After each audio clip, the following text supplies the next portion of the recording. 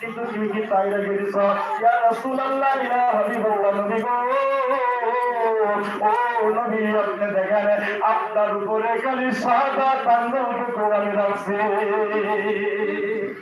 এই জন্য ভাই রে, দেখেন আজরাইল আলাইহিস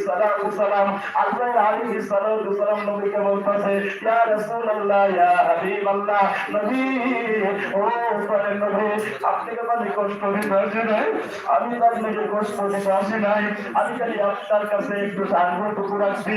আর আপনি মনে করতেছেন সাত আসমান জমিন আমার মুখের উপর জমা দিছে,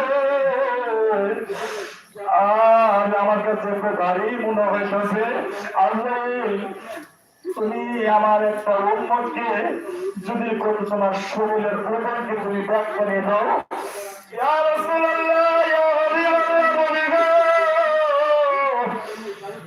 আমি এই বান্দাকে আমার মাথা থেকে পা পর্যন্ত যত ওজন আছে, আমি ওই নাফরমান বান্দাকে তার সিনার উপরে এমন একটা ওজন দিব, মারে বাবার করে চিৎকার মারবে, আমি এত ভয়ঙ্কর ভাবে তার গানটুকু কবজ করে নিয়ে যাবো।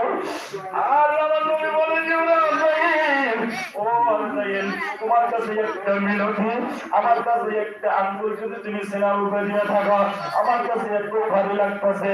আর তোমার মাথা থেকে প্রায় পর্যন্ত তোমার বুঝে যদি তুমি আমার একটা উন্মতের উপরে উঠে রাখাও, তাহলে মনে হবে হাজার হাজার টন, হাজার হাজার গোডাউন থেকে যে তোমার ফলগুলো আছে একটা জবাব দিলে মনে হবে ওই জাহান্নামের ওই নাফরমান বান্দাকে এত কষ্ট পরিমাণ হবে। আর আমার নবী বলে, চোখের ঘরে ছেড়ে দিয়ে বলে,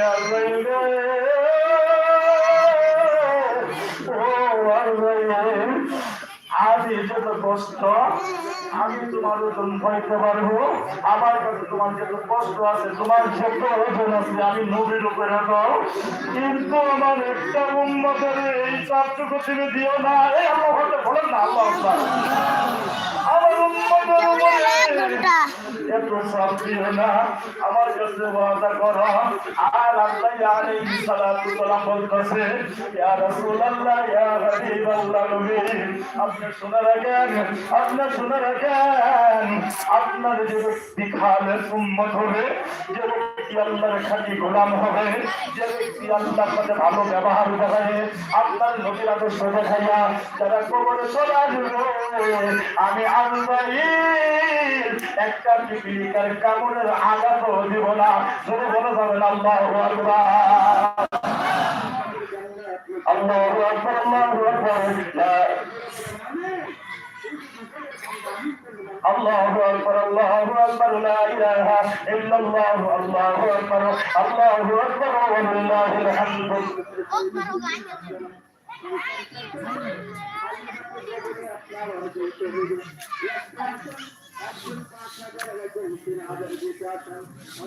সকলে বলছেন আল্লাহু আকবার, আল্লাহু আকবার, লা ইলাহা ইল্লাল্লাহ, আল্লাহু আকবার, আল্লাহু আকবার, ওয়া লিল্লাহিল হামদ।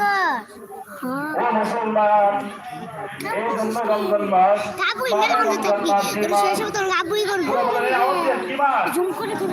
প্রথম 10 দিন ঠিক আছে, প্রথম 10 দিন ঠিক আছে, তারপরে 10 দিন ঠিক আছে। এই আপনারা সবাই কি মুসলমান না? সকল পাখি বলতে আল্লাহু আকবার, ঠিক আছে। কেউ কি আমরা বুঝুন না নাকি? তারপর মুখে কি বাবা বাবা দিতাম না, একবার ওই জান্নাতের বাজারে সুবহানাল্লাহ বললে, একবার সুবহানাল্লাহ বললে জান্নাতের মধ্যে একটা জান্নাতি ঘাস তৈরি হয়ে যাবে। এখানে আর নহর করবো, আপনার কিসের সমস্যা? আল্লাহর সাথে কারো দুশ্মনী আছে? নবীর সাথে কারো দুশ্মনী আছে? আল্লাহর সাথে যদি কোনো দুশ্মনী না থাকে, প্রথম 10 দিন কি আছে? শুরু বলেন, প্রথম 10 দিন কি আছে, তারপর 10 দিন কি আছে, তারপর লাস্টে 10 দিন কি আছে, না যা। এই যে রহমত মাগফিরাত নাজাত, এটাই নাম হয়ে গেল। তোমরা কি বাপ করে দিতে পারছো?